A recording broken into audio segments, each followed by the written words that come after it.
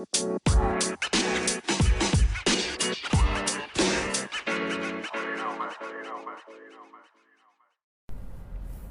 guys, happy Kwanzaa, happy first day of Kwanzaa, the day of Umoja, unity. I'm glad to be kind of remotely celebrating, commemorating, learning. Basically, the way that I celebrate holidays a lot of the times is just learning about them, studying about them, the history about them, and what parts do I kind of resonate with, what parts are kind of like, okay, like maybe with some holidays stuff might be too weird for me, or like I'm not really into some certain stuff. I'd say what appeals to me about Kwanzaa is the focus on community and the focus on like how it's not like commercialistic. It's almost not even really hyped up. Like you don't really see it hardly in the media. Like just in my recent lifetime, in the last maybe few years, when maybe decade or so, when people started getting a little more inclusive, you might see it on TV. They'll have a little blurb like Happy Kwanzaa or whatever, but you don't even really even see any like shows or movies or like anything. Commercialistic songs. You don't like hear like any like radio stations that are like 24-hour Kwanzaa. Like there are like YouTube channels like that and stuff that have a lot of like videos for kids and videos for families and videos for people who are like interested in learning. But you don't really see like the big, like if you're interested, you gotta go and like search it and find stuff on your own, like in communities around. If you have anything, if you live in a major city, there's probably going to be some place that's at least doing something once during Kwanzaa. I mean, it's multiple days. It's December 26th through January 1st. And so it's multiple days starting from after Christmas. And so you get about a week, and then you're good. And, you know, people do it. Like, there's no, like, religion attached to it. It's more of like a community feel. And so I'm just going to talk about my own, I'm going to talk about unity today, but I'm also going to tie in a bunch of other topics. But I'm going to talk about my own experiences with unity, with, kind of with Kwanzaa, but mostly we'll try and see if I can even focus on unity. Apologies, I'm driving right now. I am enduring my back pain right now.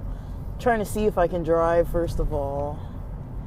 That was my first thing I wanted to try to see, because I might start doing deliveries tomorrow. It feels like it's going to be too soon by tomorrow, though, but maybe Thursday or Friday I'll get at it. Right now, I'm barely driving down the street to grab like a quick fast food burger. I need the calories. I couldn't really eat too good today. Are they closed? I guess they're open. Someone's going to the bathroom. I'll be right back. Alright guys, so let's see if I can get to my little, should just eat in this parking lot, but I want to go to my normal parking lot. It's closer to home. So we're driving over there. Oh my gosh, there's so many weird things happening right now. Alright. Alright.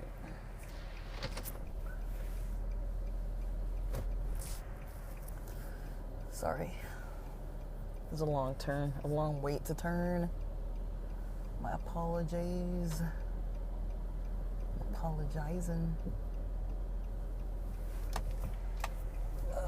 It's kind of a wide turn. I hate wide turns. Alright. I hate the wide turns because you get into the other lane. The Christmas trees are all packed up, it looks like. I feel like after Halloween, people buy pumpkins from the pumpkin patch, but after Christmas, do people buy Christmas trees? I mean, I've never heard of it before. But yeah. Okay, so when it comes to unity, I would say I want to talk about good experiences. I mean, but in all reality, it's not all good experiences. Like, there's a mix, right? But I've definitely had probably way more good experiences than not, to be honest. I grew up in, I did grow up in a Christian religion with a sense of community. And when I think of unity, that's kind of what I think about. I don't really think so much about the religion itself, but more so like a sense of togetherness. Even at times when I think maybe my family wasn't doing like so perfectly well, like they would band together and like, people would help each other with kids, and like, like if someone needed to step in, have someone stay at their house or something, like, there was kind of like a united front, like people were kind of like understanding, especially when it was temporary. It's not like, oh, we're gonna pay your rent forever, or like we're gonna do this forever. Like, a lot of those kind of settings were like temporary. Everyone knew it was temporary, and I don't think people took advantage. I don't know. I was probably too young to really know, but I know when I was younger, I stayed with one of my aunts who has a daughter and a son. The daughter was living with them at the time. I think the son had joined the military. And another aunt, which is the youngest sister of my mom's side, has almost always stayed with other people, with other family members, because it's hard for her to like support herself. She's always been kind of like the babysitter. So I lived with that aunt, with that younger aunt taking care of me and my brother, and then let's call it a year. I don't really know how long it was, because I was like younger. I was like younger than kindergarten, so I really don't remember how old I was. But we lived in the Midwest, and then we moved, and that aunt, I think from time to time she lived with us, but it wasn't like permanent. And then when I had another aunt that had kids. She's got 2 sons and 1 daughter, and eventually that aunt went to go live with them, and took care of their kids, stayed there for a while. I don't know if she now has her own. Well, now she got given, my grandmother left her house to that aunt. So now she has that house, but I don't know if she has another house out of state. She lives on the West Coast with that family, that part of the family. But yeah, in the religion, there was always like, gatherings, and like my family was pretty into it. So like we kind of went to a lot of the stuff. So it was like every week we were involved with it. Saturday, we'd go to church pretty much every Saturday without fail. In 3rd grade, I started going to the religious school that was connected to the church, and so we started going to that school that had that church connection. And then since we were going to the school, we basically, I don't know what else to say. We just went to the school. And that was fine. And then, what else? So we went to the school. So a lot of the kids from the church were part of the school. And then Sundays, we started my dad and another guy started the sports league on Sundays when I was in 2nd grade, before I started going to that school. And so,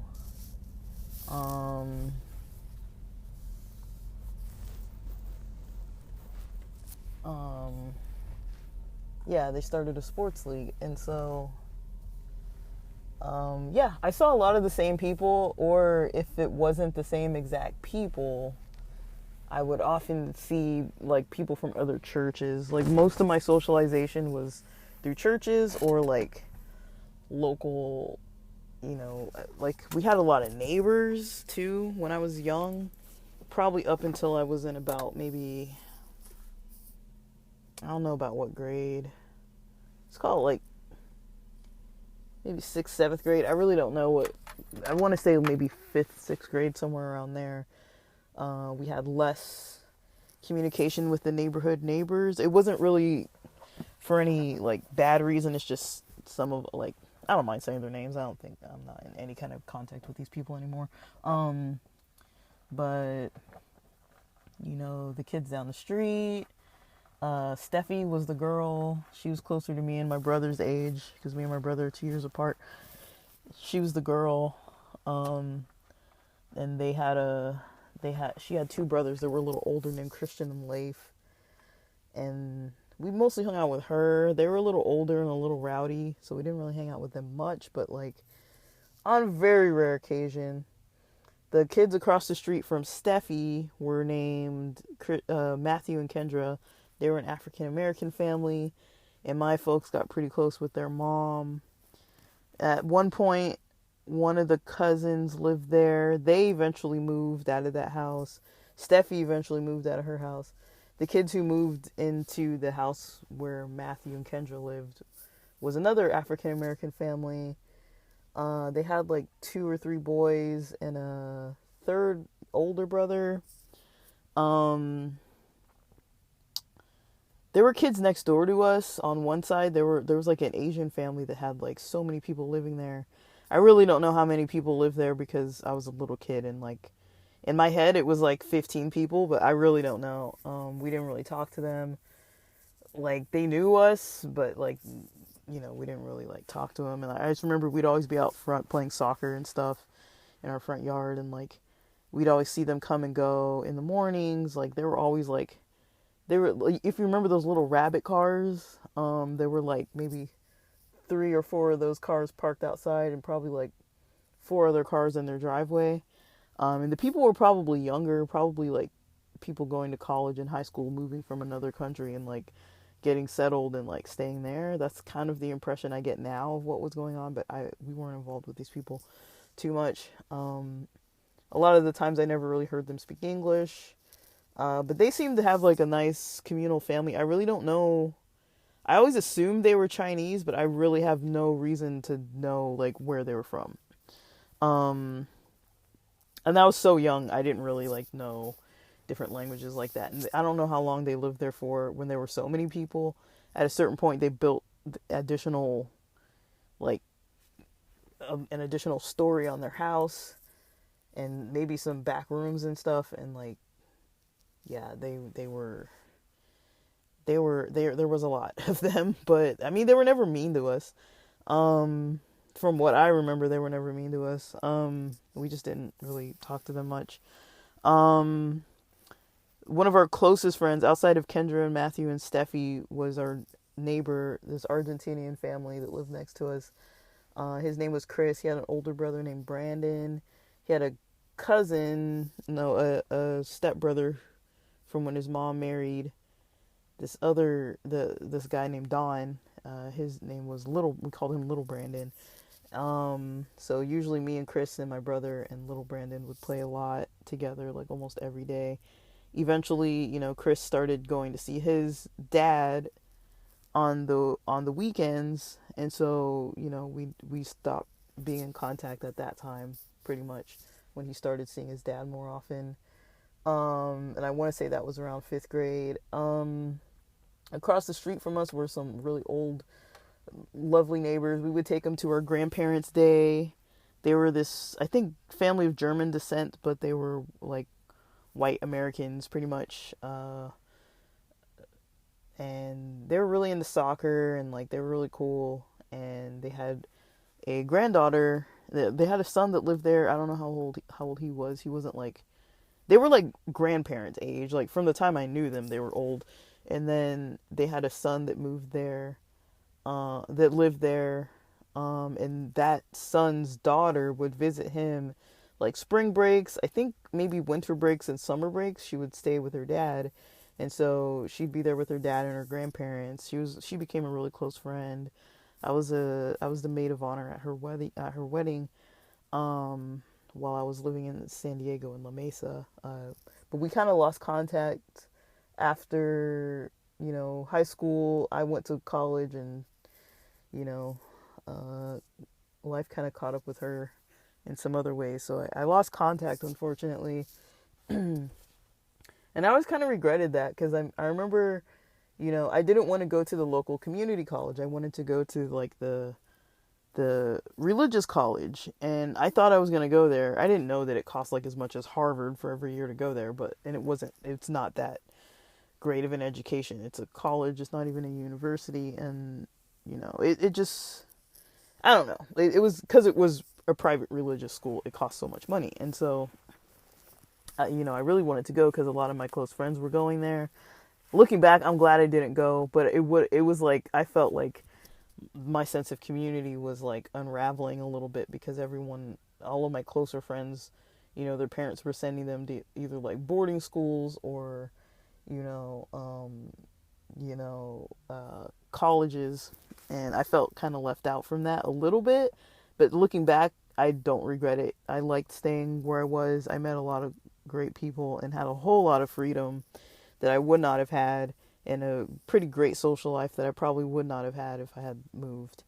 I'm glad I wasn't deep in that religious college. That kind of would have, I think my college experience was great without that. So I liked that I went to the community college, locally, and stayed at home. And, that friend of mine that had lived across the street, she wanted to go to that college too. She's like, let's both go to this college, and like, I'll move out here, and I was like, nah, like I'm gonna go to this private school, like up in like Angwin, California, like up in the middle of nowhere, like past the vineyards.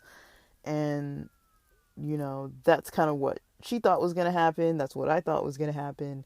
It didn't happen because I was like, well, I can't pay for it. My parents don't want to pay for it. So I ended up at the community college like everybody else whose parents didn't want to take them to that school.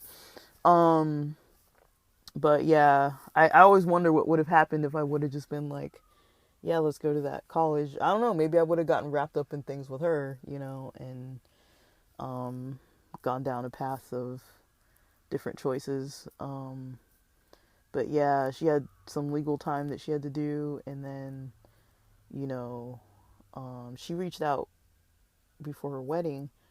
Cause I'm thinking like, we did grow up together, and she probably knew me longer than most of her other friends. Like we didn't really keep in touch because we were young. We didn't really keep in touch, like calling each other and stuff like that. But we were pretty close. And even though like I always admired her, even though like she was like way different, like she was like the friend that was like, did things that like all my other friends weren't allowed to do or never did, or like would kind of think are like a little wild, And so I used to kind of like almost brag about her and be like, oh yeah, she's cool, man. Like we go to Venice Beach and we do this or we do that. And like all my other friends were kind of like, oh, like my parents never let us take the bus like out of town or like, to the other side of LA or like whatever, like I had a lot of freedom. And so it was kind of interesting, that dynamic. But